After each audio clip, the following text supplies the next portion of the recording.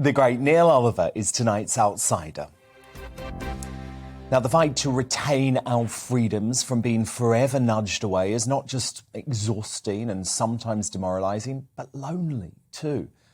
As a result of his thoughtful and emotive viral monologues here on GB News, Neil says he's heard from hundreds, thousands of people like you who have lost not just friends and family by standing up for what they believe in, but hope as well. Now he's determined to make sure these folk not only feel heard, but find each other. And Neil joins me now from Stirling. Neil, it's so important, isn't it? Because it is easy at times to feel hopeless during this battle. Yes, Dan, it is. And as you said, quite rightly, I get more and more letters and cards every day. And the irony is that they're all saying, or there's a recurrent theme where they say that they feel alone and they feel isolated. And yet I can only say that I'm getting hundreds, possibly thousands of pieces of mail now, as you say. And although these people are not connected to one another, we are many, many people. And it's the conclusion that I'm drawing is that it's millions of people who are opposed to what's going on, and although they feel isolated one from another, it is vital, and I do my best to try and reassure them and to unite them insofar as I can say I am hearing from all of you, and I can be I'm a linchpin for all of those that are getting in touch with me, and you are not alone. I'm sure it is, and I know it is a lonely business for a lot of people. Yourself, me, the rest of us who have a platform like GB News, or you and I get to put columns into newspapers where we can air our views. It's different for most people. Most people doing other sorts of jobs.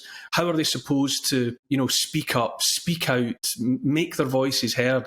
I completely understand the difficulty, but so many of the people that write to me say that they are already meeting in small groups.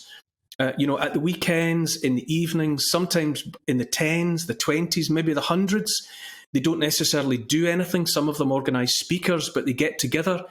They can talk. They can see one another. They can reassure one another that while they don't see each other day to day, minute by minute, they are all out there. And I think these acts are important, that people find one another and take reassurance and comfort from knowing that they are many, many people. I think you're right. It's been so important for me throughout this pandemic to have my tribe, to have my folk who I know have my back and think in a similar way. But Neil, what about when you're dealing with employers who think that your view is irresponsible, or family members, Neil, where you don't want to lose the relationship? That's what I'm. That's another part of. You're right. That's another part of what I mean. You and I are in a privileged situation. Again, I hear from people all the time who say that they're on the point of losing their jobs because of whether or not they want to take vaccines or whatever other stances that they want to take.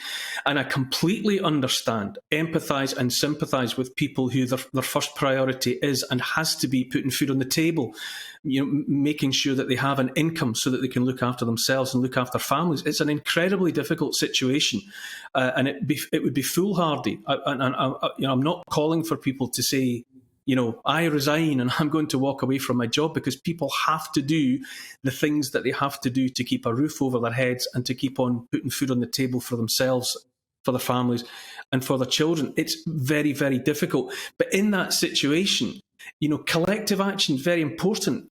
I don't know, in each case you'd have to judge individually.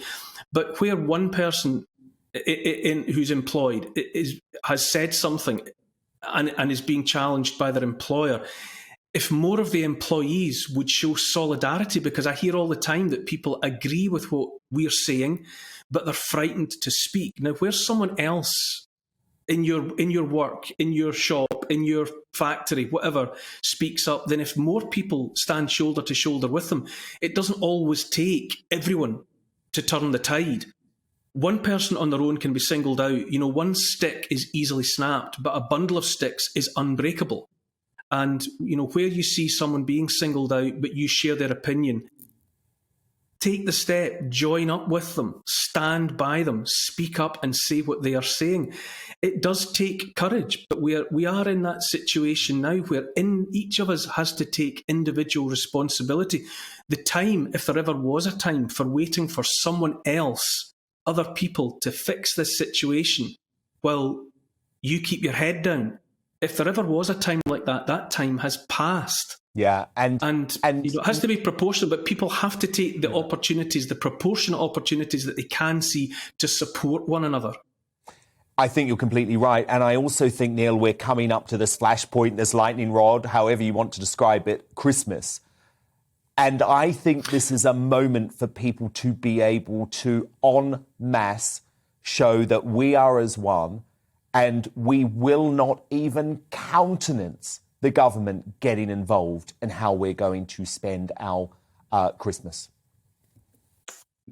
Christmas, family, these are above and beyond and should be completely beyond the remit of government and politicians. Christmas is sacred, literally. Family is sacrosanct, and government has no place interfering in either. I don't and have no intention anymore of even listening to what I'm going to be told to do. I do not acknowledge anymore what the authorities think they might tell me to do. I will do as I see fit.